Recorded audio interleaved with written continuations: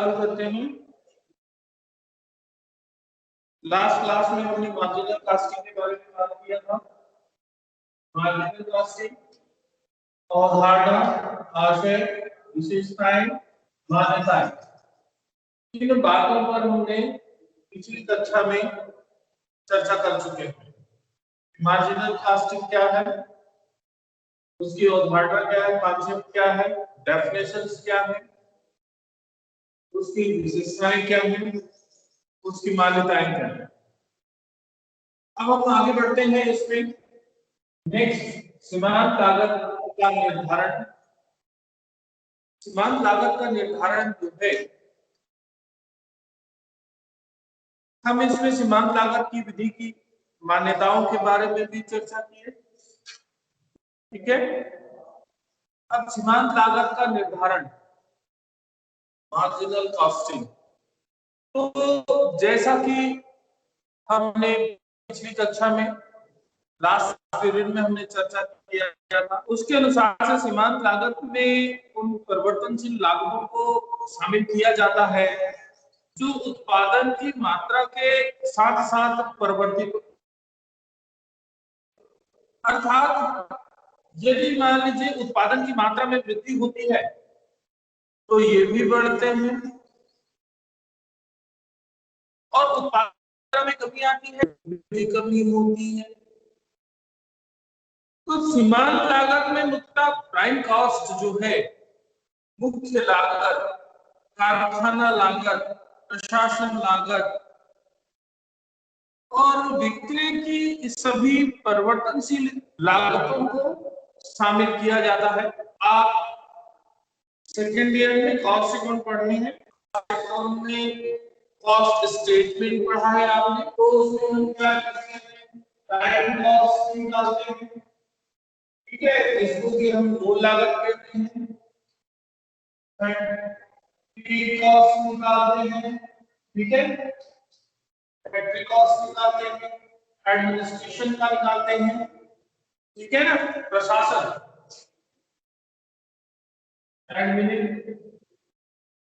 Administration cost निकालते हैं, ठीक है।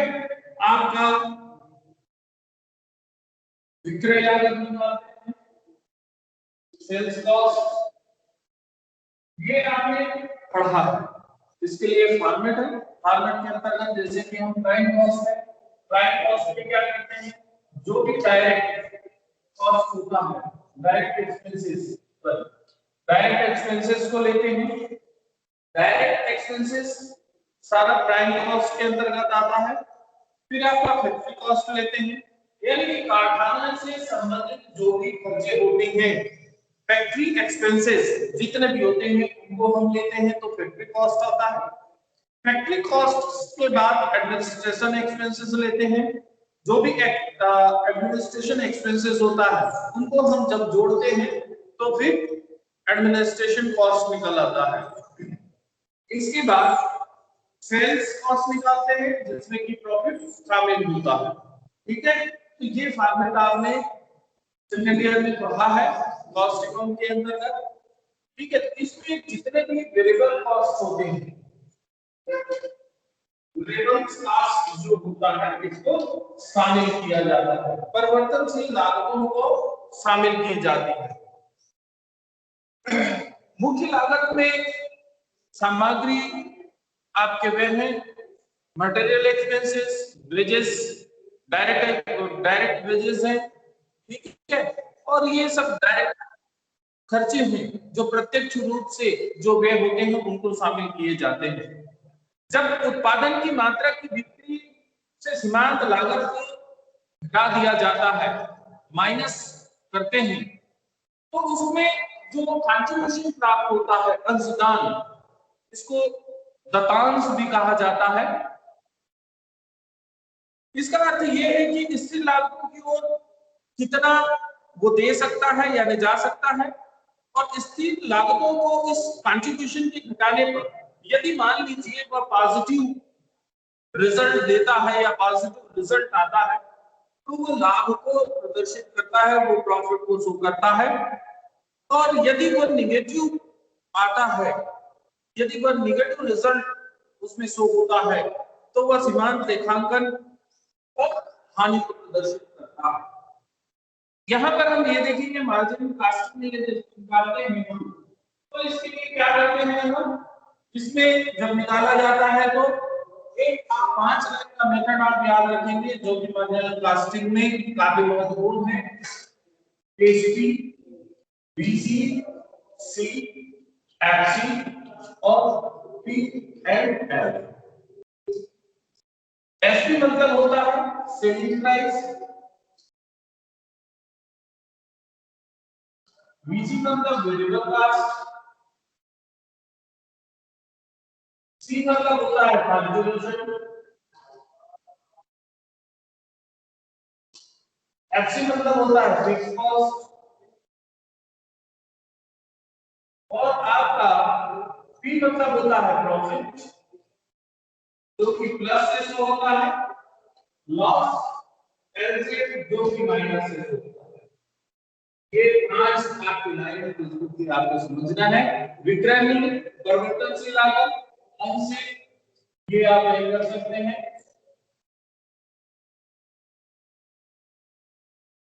विक्रय मूल्य, परिवर्तनशील, अंशदान, स्थिर लागत, लाभ या फिर हानि, प्लस और माइनस। ठीक है, तो ये मुख्य बात है और इसी पर ही सारी चीजें केंद्रित है आपकी। तो जैसे देखिए कि जब हम विक्रय में माइनस कर देते हैं जो भी आपके वेरिएबल कॉस्ट होते हैं, मार्जिनल कॉस्टिंग जो होती है, ठीक है, वेरिएबल कॉस्ट या मार्जिनल कॉस्टिंग, तो जो भी इसमें हो, जो भी एक्सपेंसेस होते हैं उसको जब हम माइनस कर देते हैं तो हमको क्या मिलता है, कंट्रीब्यूशन यानी कि अंशदान मिलता है। ठीक है, और इसमें जब हम स्थिर लागत को माइनस कर देते हैं तब हमको क्या मिलता है, लाभ या हानि प्राप्त होती है। तो यहाँ पर ये समझना है कि सीमांत लागत लेखांकन जो है उसको आप इस तरीके से समझ सकते हैं। इसमें फिक्स कॉस्ट में जैसे कि आपकी फिक्स्ड फैक्ट्री ओवरहेड एक्सपेंसेस हैं या एडमिनिस्ट्रेशन एक्सपेंसेस हैं या फिक्स आपकी सेलिंग डिस्ट्रीब्यूशन एक्सपेंसेस हैं, इन सबको माइनस करते हैं। तो इससे ये होता है कि सभी जो परिवर्तनशील लागतों को जोड़ने से जो राशि प्राप्त होती है उसे सीमांत लागत कहा जाता है। और सीमांत लागतों को जब बिक्री से घटा दिया जाता है, सेल जो किए जाते हैं उससे जब हम घटा देते हैं तो उसमें हमको क्या मिलता है, अंशदान मिलता है। तो इसको आप इस तरीके से समझ सकते हैं, ऊपर से यदि नीचे आते हैं या नीचे से आप ऊपर जाते हैं। ठीक है, तो ये वाला जो पॉइंट है आपका अंशदान का है। यदि आप विक्रय में परिवर्तनशील लागत जो कि सीमांत लागत होता है इसको यदि आप घटा देते हैं तो आपको क्या मिलेगा, अंशदान मिलेगा। और यदि स्थिर लागत में लाभ को जोड़ दिया जाए तो अंशदान मिलेगा। ठीक है, तो ये इस तरीके से ये प्रदर्शित होता है और इसमें यदि स्थिर व्ययों को घटाने से लाभ या हानि इसका पता चल जाता है। अब हम आते हैं इसमें सीमांत लागत की गणना कैसे करनी है।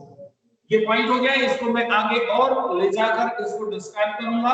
ये जो 5 लाइन है इसको आप अपने दिमाग में बिठा लीजिए, समझ लीजिए ताकि मार्जिनल कॉस्टिंग आपको बहुत ही इजी हो जाएगा। ये जो 5 लाइन है इसी से ही आपके आगे मार्जिनल कॉस्टिंग में सारे फार्मूले इसी से बनेंगे। यदि आपका इसका कॉन्सेप्ट आपको क्लियर है तो आपको किसी भी प्रकार से कोई भी फार्मूला जो है रटने की या याद करने की कोई आवश्यकता नहीं होगी। आप आराम से इसको क्वेश्चंस, जो भी क्वेश्चंस आएंगे आप सॉल्व कर सकते हैं। हम आगे बढ़ते हैं इसमें सीमांत लागत की गणना। सीमांत लागत की गणना जो की जाती है, ठीक है, सीमांत लागत की गणना। अब इस पॉइंट पर हम आते हैं।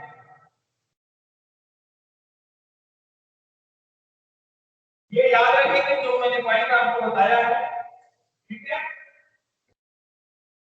जी सर। सीमांत लागत की गणना या गणना विधि भी आप कह सकते हैं इसको, सीमांत लागत की गणना। ठीक, कैलकुलेशन ऑफ मार्जिनल कॉस्ट। तो मार्जिनल कॉस्ट सीमांत लागत की गणना करना अर्थात स्थिर और परिवर्तनशील लागत को अलग अलग करने की ये इसमें रीतियां हैं। ठीक है, फिक्स कॉस्ट इसके अंदर क्या है आपका, स्थिर लागत, फिक्स कॉस्ट, ठीक है, और दूसरा परिवर्तनशील लागत।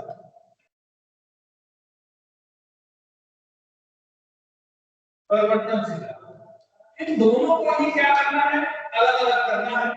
ठीक है, स्थिर लागत और परिवर्तनशील लागत को। अब इसमें इसकी क्या मुख्य रीतियां क्या है, कौन कौन सी रीति अपनाई जाती है इसके अंतर्गत, हम ये देखें।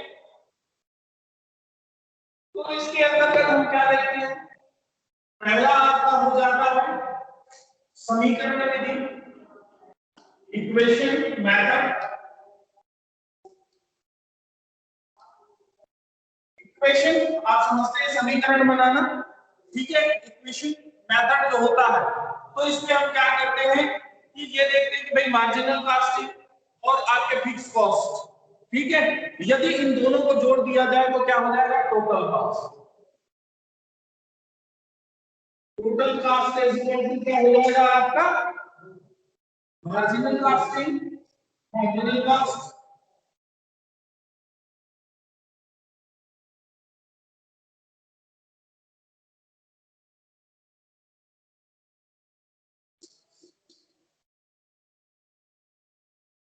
Plus fix cost. ये आपको क्या हो गया, कुल लागत निकल गया।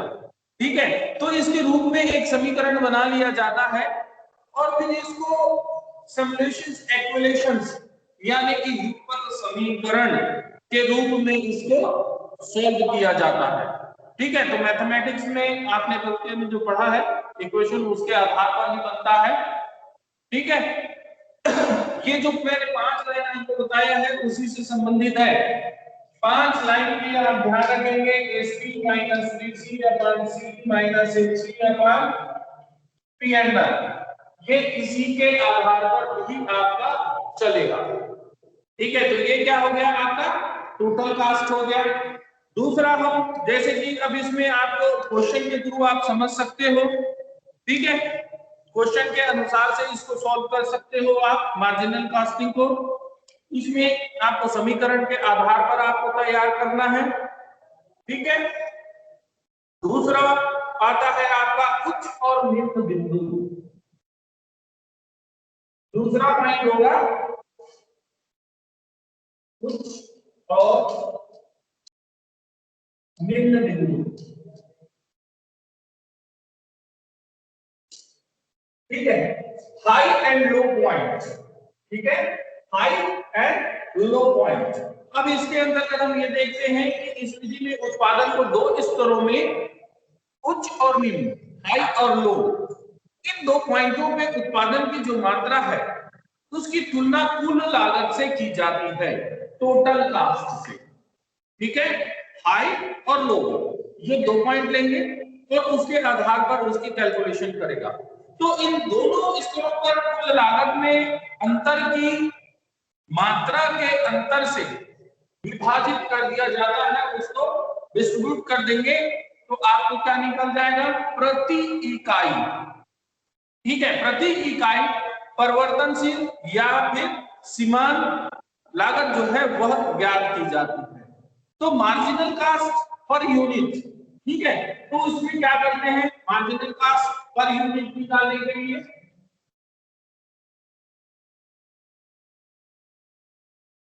ये आपका हो जाएगा पर यूनिट। पर यूनिट निकालना है आपको, तो पर यूनिट निकालने के लिए क्या करेंगे आप, डिफरेंसेस इन टोटल कास्ट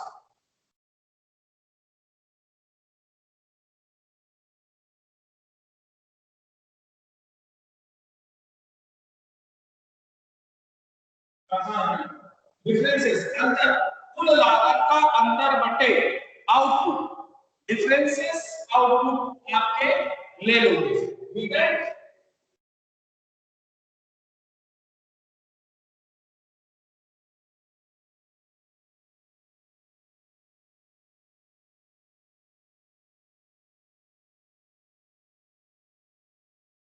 ये तो आपका क्या निकल जाएगा, पर यूनिट निकल जाएगा।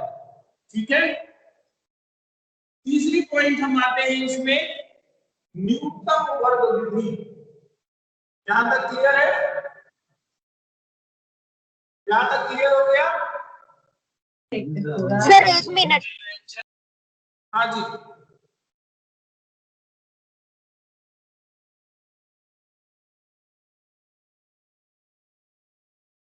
नेक्स्ट पॉइंट आ जाएंगे इसमें, मैं इधर कर देता हूं।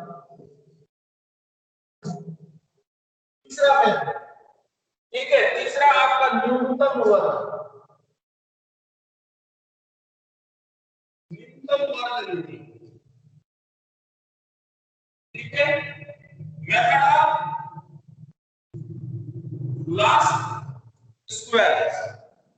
ठीक है, न्यूनतम वर्ग विधि, ये एक सांख्यिकी स्टैटिस्टिकल मेथड है। इसमें विभिन्न अवलोकनों देखने और उसको फिर लाइन ऑफ बेस फिट ये कहा जाए, सर्वोत्तम रेखा के आधार पर स्थिर और परिवर्तनशील व्ययों की गणना की जाती है। इस रीति में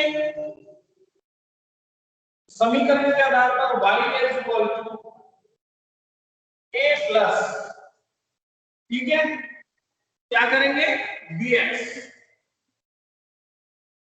इक्वेशन के आधार पर समीकरण तैयार किया जाता है। इसमें y जो है, ये y कुल लागत होता है। कुल लागत y को किससे प्रदर्शित करते हैं, कुल लागत से शो करते हैं। ठीक है, a जो होता है ये आपका स्थिर लागत हुआ।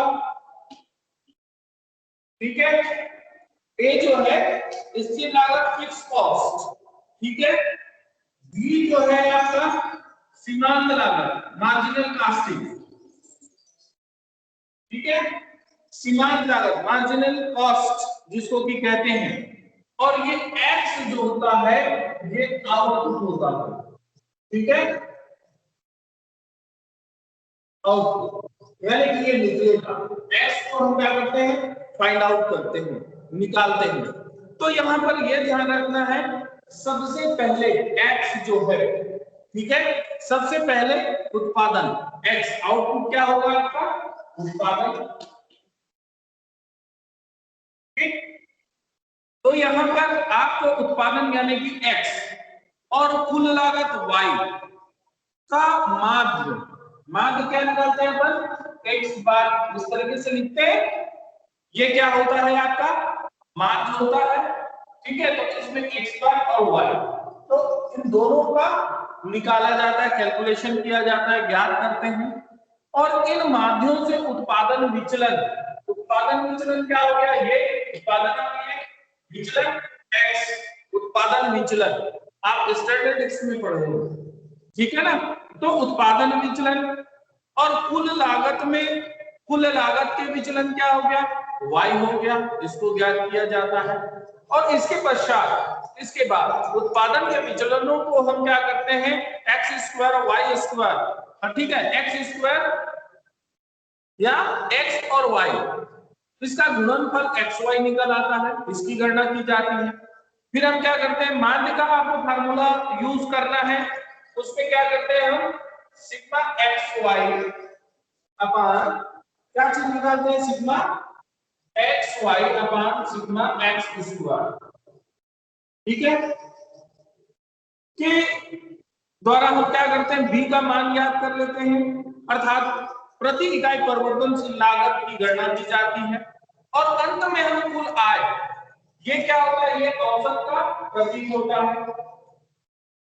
औसत, औसत निकाला जाता है ना, स्टैटिस्टिक्स से भी आपने पढ़ा होगा, आपके कोर्स में है। ठीक है, तो ये क्या है, स्टैटिस्टिकल मेथड है, इसके अनुसार से उसकी कैलकुलेशन की जाती है। तो परिवर्तनशील अर्थात सीमांत लागत, इसको घटाकर कुल स्थिर लागत इससे ज्ञात की जाती है।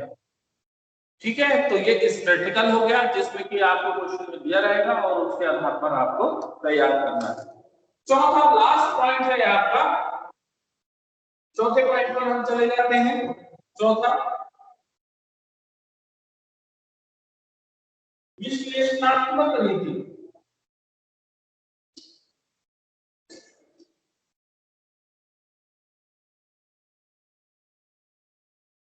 जैसे कि नाम से ही स्पष्ट हो जाता है, विश्लेषणात्मक, एनालिटिकल मेथड।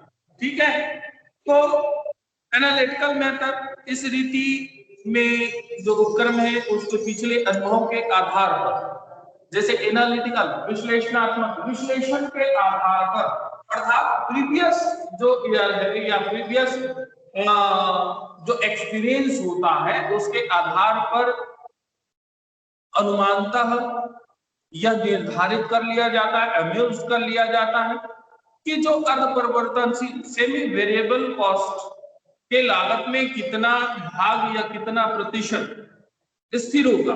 जैसे कि हमने पिछली क्लास में हमने बात किया कि वेरिएबल कॉस्ट जो होता है, ठीक है, वेरिएबल कॉस्ट जो है ये आपके क्या हमें दो भागों में बनता है, सेमी वेरिएबल और वेरिएबल। ठीक है ना, सेमी वेरिएबल और वेरिएबल, अर्थात सेमी अंशतः और पूर्णतः। ठीक है, ये दो तरीके से। तो मान लीजिए जैसे कि अंशतः, अब कोई खर्च है, ठीक है, अब उस खर्च में कोई राशि जो खर्च दी हुई है उसमें कुछ भाग जो है वो फिक्स रहे और कुछ भाग जो रहेगा वो क्या होगा, परिवर्तनशील रहेगा। इसकी का मतलब ये है कि जैसे इकाइयों पर हम ले लें, जैसे कि एक इकाई का यदि आप उत्पादन करते हैं, यहाँ पर मान लीजिए एक इकाई की उत्पादन की है, तो इसमें जो खर्च है, कुछ खर्च जो है एक इकाई का करें या 10 इकाई का करें या 20 इकाई का करें, उसमें क्या होगा, फिक्स होगा। हमारे खर्च जो है उतने का उतना ही रहेगा, वह कम या ज्यादा नहीं होगा। फॉर सपोज एग्जांपल, मान लीजिए आपको 1 किलो गेहूं पिसवानी है, तो उसके लिए जो मशीन है वो तो उतने का ही आएगा ना भाई। मान लीजिए 10,000 की वो मशीन आ रही है, तो आप उसमें 1 किलो पीसे या 10 किलो पीसे या आप 20 किलो पीसे, मशीन तो आपकी उतनी होगी। और उससे इजी एग्जांपल आप ले लें, राइट, गाड़ियां आप सबको यूज करते हो, अब उसमें 2 सीटर आपने गाड़ी ले ली, अब आपको एक स्थान से दूसरे स्थान पर जाना है, डिस्टेंस, ठीक है, ए से भी जाना है आपको,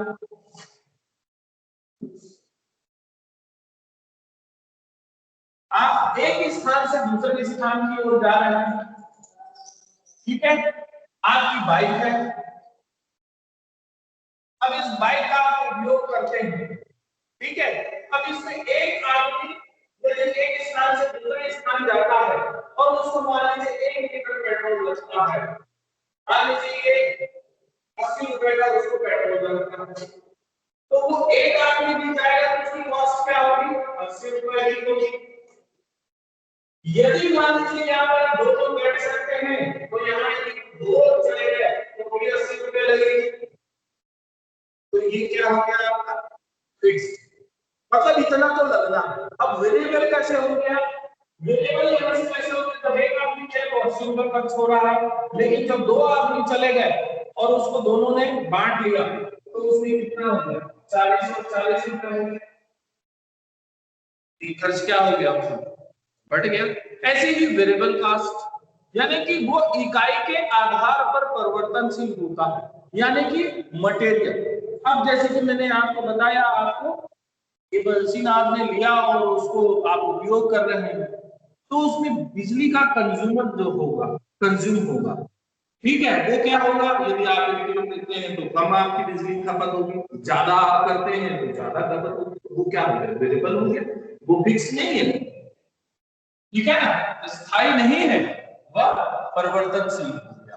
तो यहाँ पर ये आपको ध्यान में रखना। अब इसके बाद नेक्स्ट पॉइंट पर हम चलते हैं, नेक्स्ट क्या है, ये तो हो गई आपकी गणना। नेक्स्ट पॉइंट यदि आप लोगों ने हमको बताएं। नेक्स्ट पॉइंट क्या था?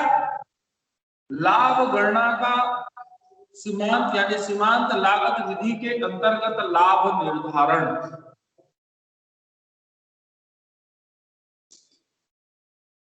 लाभ निर्धारण,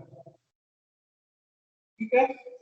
लाभ निर्धारण, लाभ गणना का सीमांत उपागम, marginal approach to profit calculation, ठीक है। Marginal approach to profit calculation. तो सीमांत लागत विधि के अंतर्गत लाभ गणना की विधि बनाते समय अंशदान के सिद्धांत यानी कि आपके थ्योरी ऑफ कंट्रीब्यूशन, इसको समझना काफी महत्वपूर्ण है। तो कंट्रीब्यूशन जिसे कि कभी कभी हम मार्जिन भी कहते हैं, ठीक है। बिक्री जो कि मैंने आपको आपको पॉइंट दिखाया है, AC minus BC upon C minus AC upon AD, ठीक है। तो SP यानी कि विक्रय, ठीक है। VC मतलब परिवर्तनशील लागत, ठीक है। इसका आधिक्य क्या हो जाएगा? आपका अंशदान यानी कि आपका कंट्रीब्यूशन। तो ये इससे भिन्न होता है। यहां पहले स्थायी व्यय को पूरा किया जाता है और उसके बाद उसका लाभ प्रदान किया जाता है, ठीक है। फिक्स कॉस्ट ये ध्यान रखेंगे। तो स्थायी सीमांत लागत विधि में आधारभूत जो मान्यता है वो ये है कि बिक्री का परिवर्तनशील लागत पर उसका आधिक्य, परिवर्तनशील लागत पर उसका आधिक्य, ठीक है। तो सेलिंग प्राइस का संबंध किससे है? अंशदान से। ये आपका परिवर्तनशील लागत पर उसके आधिक्य को प्रदर्शित करता है। तो स्थायी व्ययों की प्रतिपूर्ति के लिए उसमें उपांग प्रदान करता है और संस्था के लाभ हेतु प्रावधान जो है उसको करता है। तो इस प्रकार से कंट्रीब्यूशन अंशदान की दो मेथडों के दो दृष्टि से इसको देखा जाता है। एक तो पहले ये होता है कि अंशदान कहां से उत्पन्न हो रहा है, ठीक है, यानी कि कंट्रीब्यूशन कहां आ रहा है। तो कंट्रीब्यूशन कैसे आ रही है? यहां से यहां आ रहा है, ठीक है। इसके लिए फार्मूला यदि बनाया जाए, अब आप फार्मूला समझते जाएं, ये काफी इंपॉर्टेंट है नेक्स्ट चैप्टर के लिए। आपका जब मार्जिनल कॉस्टिंग में जब हम आएंगे और ब्रेक इवन पॉइंट और ये सब जब बनाएंगे तो उस समय आपके लिए ये काफी महत्वपूर्ण हो जाएगा। ये मैं आपको अभी से समझा दे रहा हूं, उस समय में हम और इसको देखेंगे कैसे लिखेंगे। अब देखिए ये जो 5 लाइन है इसी से ही कैसे आपके फार्मूले तय हो जाते हैं। पहले अंशदान आपको निकालना है, contribution. Contribution is equal to क्या होगा? Selling price minus variable cost. यदि आप विक्रय पर परिवर्तनशील लागत को घटा देते हैं तो क्या निकलेगा? अंशदान। हमने लिखा है HP minus BC is equal to C, ठीक है। कंट्रीब्यूशन क्लियर है? तो contribution is equal to sales minus variable cost हो गया, एक फार्मूला आपका बन गया, ठीक है। अब दूसरा हम ये देखते हैं कि कंट्रीब्यूशन का उपयोग यूज कैसे होता है। ये कैसे हुआ? उत्पन्न कहां से हुआ, कहां से आया? अब इसका यूज, तो यूज के लिए क्या करेंगे? नीचे से ऊपर जाएंगे तो धीरे आ जाएंगे। अब नीचे से ऊपर जाएंगे मतलब क्या हुआ? प्लस, ये क्या हुआ? माइनस, और ये क्या हुआ? प्लस, ठीक है। तो उस समय में कंट्रीब्यूशन के लिए दूसरा फार्मूला, ये पहला आपका हो गया। दूसरा, कंट्रीब्यूशन का यूज क्या है? तो कंट्रीब्यूशन इज इक्वल टू क्या होगा आपका? फिक्स कॉस्ट प्लस प्रॉफिट, ठीक है। लाभ को स्थिर लागत से जोड़ देंगे तो क्या निकलेगा आपका? स्थिर लागत निकलेगा। तो ये जो आपके निकालने के लिए क्या हुआ? इक्वेशन बन गया, समीकरण बन गया। और इन दोनों को यदि हम मिला लें, इन दोनों को मिलाएं तो तीसरा निकल जाता है। क्या निकलता है SP minus BC is equal to FC minus FC plus profit. ये बराबर हो गया दोनों। अब ये दोनों का बराबर होगा मतलब क्या होगा, अंशदान हो गया कंट्रीब्यूशन। ये तीसरा पॉइंट बन गया आपका, ठीक है। अब इससे हम कुछ और महत्वपूर्ण जो समीकरण है, इक्वेशन है, वो तैयार कर सकते हैं। देखिए ये जो 5 लाइन है इसी से हम चल रहे हैं। कितने पॉइंट हो गए आपके, 3 हो गए। अब यदि हम इसमें और आगे बढ़े, 14 पॉइंट ले, दिख रहा है सर, 14 पॉइंट में आ जाए, ठीक। लेते हैं, ये दिख रहा है आप लोग को 14 पॉइंट। इसी 5 उसमें आप चलिए और देखिए कि कैसे बनता है। अब इसमें हम यदि क्या करें, परिवर्तनशील लागत, स्थिर लागत और लाभ। परिवर्तनशील लागत, स्थिर लागत और लाभ, इन तीनों को ले ले तो क्या निकल जाएगा आपका विक्रय मूल्य। एसपी इज इक्वल टू परिवर्तनशील लागत variable cost plus fix cost plus profit. ये आपका चौथा बन गया। विक्रय मूल्य बराबर परिवर्तनशील लागत प्लस स्थिर लागत प्लस लाभ।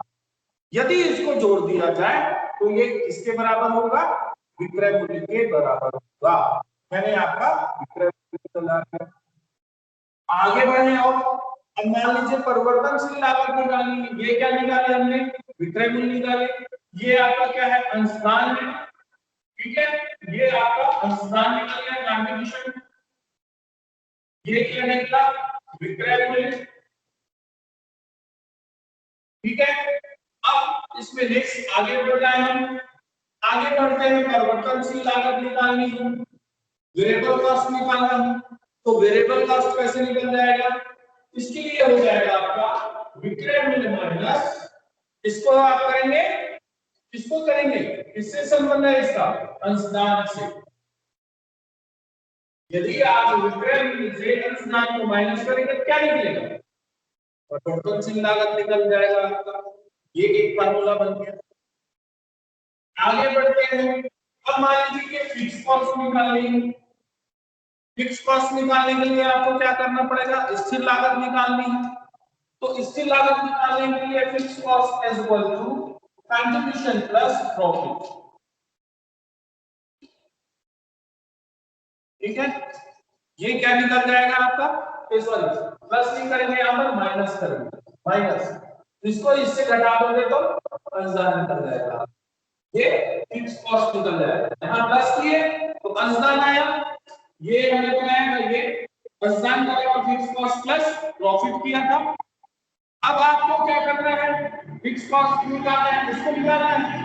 अब इसको निकालने के लिए आपका ये फार्मूला बन गया, ठीक है कि नहीं। जब इसको आप बाइफरकेट करोगे, जब इसको आगे सरल करोगे, सरलीकरण कर दोगे, इसको और इजी कर दोगे तो क्या हो जाएगा, फिक्स कॉस्ट निकालने के लिए ये जो है fix cost, fix cost is equal to contribution minus profit, ठीक है।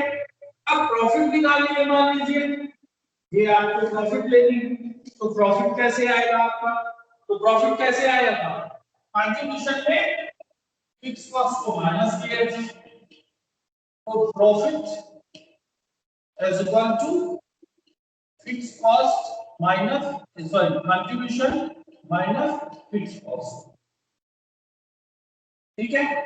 तो ये क्या हो गया आपका, क्या निकल गया, इसमें प्रॉफिट निकल गया। अब इसमें एक चीज और आगे बढ़ के आपको मैं बता रहा हूं, ठीक है। अब यदि मान लीजिए ये जो है selling price minus variable cost is equal to contribution minus fix cost is equal to profit और लॉस। यदि मान लीजिए आपका इन दोनों को, इन दोनों का जोड़ यहां पर 0 आ जाता है, ठीक है, 0, यानी कि आपका सॉरी 0 यहां पर नहीं, इन दोनों का जोड़ यदि 0 आ जाता है क्या हो जाएगा आपका नो प्रॉफिट नो लॉस। ठीक है, यानी कि सीमांत लागत पूरी हो पाएगी यदि अंशदान शून्य है। ठीक है, यहां पर आपका कंट्रीब्यूशन 0 हो गया। ठीक है, तो नो प्रॉफिट नो लॉस, यानी कि वहां सीमांत लागत के बराबर यदि अंशदान शून्य है तो हानि स्थिर लागत के यानी कि जो आपकी हानि होगी, जो लॉस होगी, यदि उसके बराबर होगी तो केवल सीमांत लागत ही वहां पर पूरी हो पाएगी।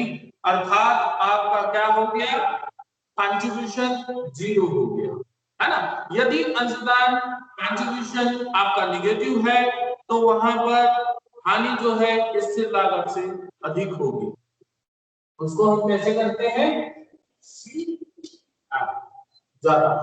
ठीक है ना, कंट्रीब्यूशन लॉस हानि इसको शो करेंगे। यदि मान लीजिए कंट्रीब्यूशन आपका प्लस में है, धनात्मक है और स्थायी लागत से अधिक है तो लाभ होगा। ठीक है, यहां पर अब क्या है इसको आप समझ जाइए, जो चीज मैं आपको बता रहा हूं। माइनस एफसी अपॉन प्रॉफिट का प्लस और लॉस का माइनस। अब यदि आप ये देखिए कि अंशदान अधिक है और फिक्स कॉस्ट कम है तो क्या होगा, प्रॉफिट। यदि मान लीजिए अंशदान कम है और स्थिर लागत ज्यादा है तो क्या हो जाएगा, माइनस। ठीक है, तो ये आपके दोनों चीजें हो गई। अब यहां पर हम ये देखते हैं कि यदि दोनों ही बराबर हो, ठीक है, कंट्रीब्यूशन ये यदि है, ठीक है, कंट्रीब्यूशन के, और यदि मान लीजिए लॉस आपका दिया हुआ है किससे, लॉस, यहां पर क्या हो जाएगा आपका, ठीक, लॉस तो यहां पर क्या हो जाएगा, दोनों बराबर हो जाएगा, 0 हो जाएगा। ठीक है, यदि अंशदान धनात्मक है परंतु स्थिर लागत के बराबर है तो ना लाभ होगा ना हानि होगा। अर्थात यहां पर क्या चीज निकल आएगी, जो मैंने बताया बराबर 0, ब्रेक इवन पॉइंट, सम विच्छेद बिंदु। ठीक है, नो प्रॉफिट नो लॉस, जहां पर ये स्थिति होगी उसको हम क्या बोलेंगे, सम विच्छेद बिंदु, ना लाभ होगा ना हानि होगा।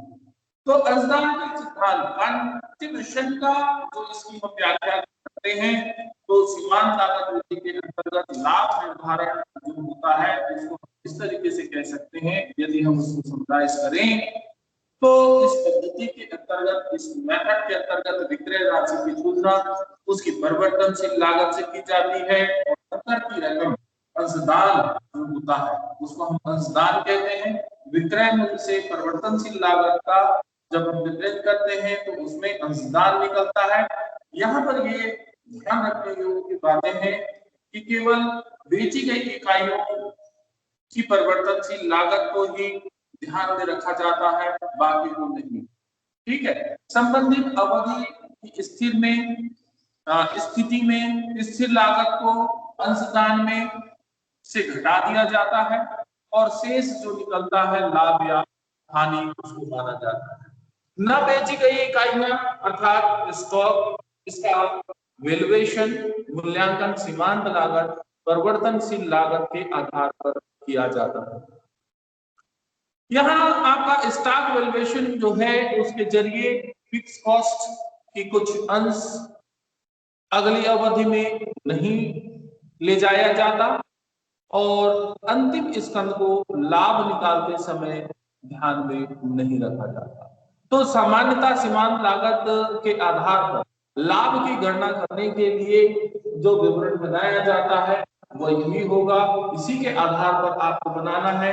फॉर्मेट के रूप में आप बना सकते हैं, विक्रय मूल्य में परिवर्तनशील लागत आप घटाएंगे और उसमें आपको अंशदान प्राप्त होगा, अंशदान में स्थिर लागत को आप जब घटाएंगे तो उसमें आपका लाभ या हानि ये दोनों निकलेगा। तो ये एक परंपरागत ट्रेडिशनल आपके फॉर्मेट है जिसके अंतर्गत सीमांत लाभ हानि खाता तैयार करने की जरूरत हो तो सीमांत लागत को बेची गई वस्तु की लागत मानेंगे और उस दशा में कंट्रीब्यूशन को अवधारणा वित्तीय लेखांकन के लाभ सकल लाभ से मिलता जुलता होगा। तो marginal profit and loss account जब हम बनाते हैं तो उस समय में क्या होगा, आपका डेबिट साइड यानी कि मार्जिनल लाभ हानि खाता विकलित मार्जिनल कॉस्टिंग जो डिटेल आपका होगा वेरिएबल कॉस्ट से और दूसरा कंट्रीब्यूशन से और आपको विक्रय मूल्य को हो जाएगा विक्रय मूल्य खाता विकलित marginal profit and loss account. ठीक है, फिक्स कॉस्ट और वेरिएबल। तो इसको यदि हम यहाँ पर ये देखते हैं लाभ निकालते वक्त जिस विधि को हम लेते हैं एप्रोप्रिएशन कॉस्ट और हिस्टोरिकल कॉस्टिंग और टोटल कॉस्टिंग भी हम कहते हैं। इसके अंतर्गत स्थिर लागत को उत्पादन लागत का अंग मानकर जो स्टॉक वैल्यूएशन है में स्थिर लागत के कुछ भाग को शामिल कर लिया जाता है।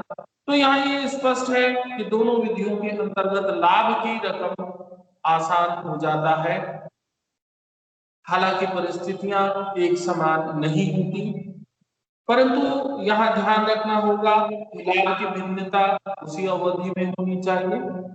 सेम मेथड के अंतर्गत प्रारंभिक और अंतिम स्टॉक को यदि उत्पादित और बेची गई इकाइयां समान है तो दोनों विधियों में लाभ की मात्रा एक समान होती है। ठीक है, तो ये आपके गणना का मेथड हो गया कि सीमांत लागत में गणना की इस तरीके से की जाएगी। अब हम आते हैं सीमांत लागत लेखांकन के लाभ के रूप में। अभी आपका नेक्स्ट क्लास है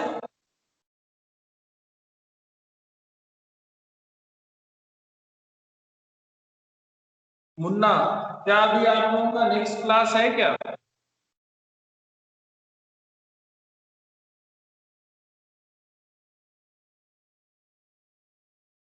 क्या आप मेरी आवाज सुन पा रहे हो? 4:30 जी सर। ओके, तो यहाँ पर अब मैं इस पॉइंट को खत्म करूंगा सीमांत लागत का। ठीक है, इसमें जो प्रॉफिट है एडवांटेज और आपका लिमिटेशन ये दोनों पॉइंट्स में बता दे रहा हूँ, आप पॉइंट नोट कर लें। तो इसकी सीमांत लागत जो है ये आज आपका कंप्लीट हो जाएगा। फिर इसके बाद हम आगे बढ़ेंगे सीमांत लागत लेखांकन के जो लाभ है। ठीक है, इसके लाभ में एक तो होता है सरल और मूल, इसको आप ये कर सकते हैं सीमांत लागत के लाभ एडवांटेज। ठीक है, एडवांटेज हम ले लेते हैं इसको पॉइंट वाइज। ये सरल होता है, सरल व बोधगम्य।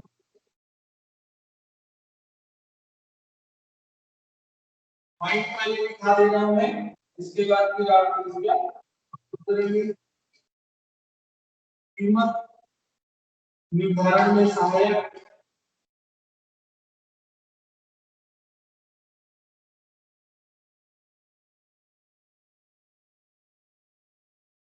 निर्णय में सहायक निर्णय में सहायक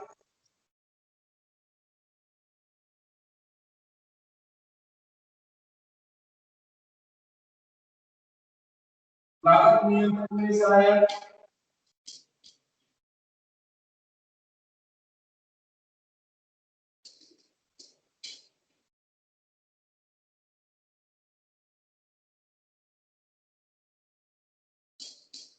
निष्पत्ति मूल्यांकन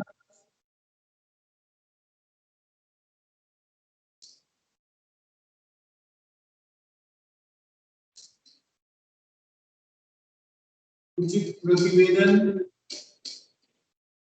प्रतिवेदन तैयार करने में आसान होता है। ठीक है,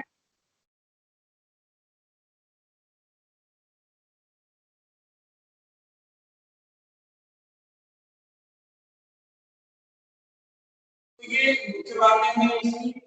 वास्तविक मूल्यांकन,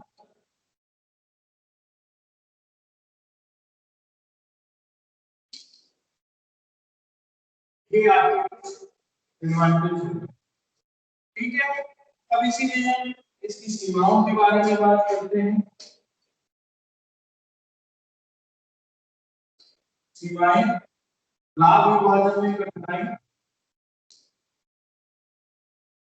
लागत,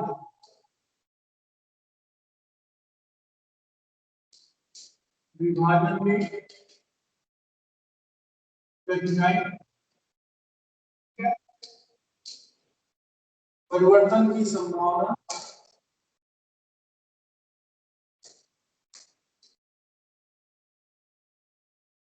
परिवर्तन की संभावना, बिक्री पर जोर,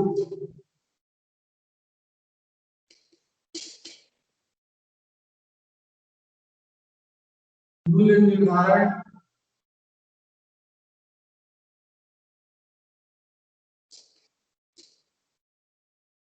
का अनुचित आधार,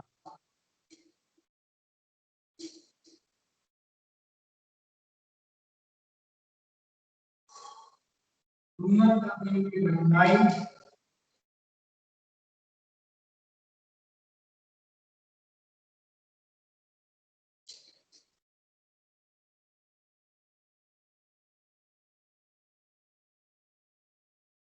समय तत्वों की अवहेलना,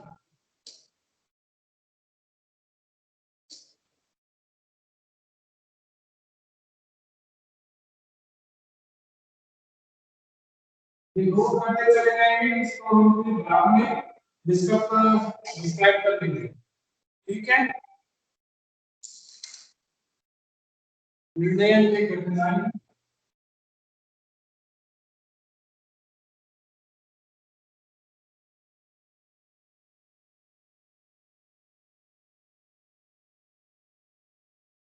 आर्थिक स्थिति के प्रदर्शन, आप ये भी कर सकते हैं। ठीक है, आर्थिक स्थिति का गलत प्रदर्शन। ठीक है, इसमें नेक्स्ट जो है अवशोषण लागत लेखांकन, इसके बारे में हम बात करेंगे नेक्स्ट क्लास में। तो ये इसको भी डिस्क्राइब करेंगे, इसको नोट कर लीजिए आप। और अवशोषण, ये दो चीज हम बात करेंगे, फिर इसके बाद इसको समराइज करेंगे पूरा एक साथ। ओके, ठीक है जी सर। ओके।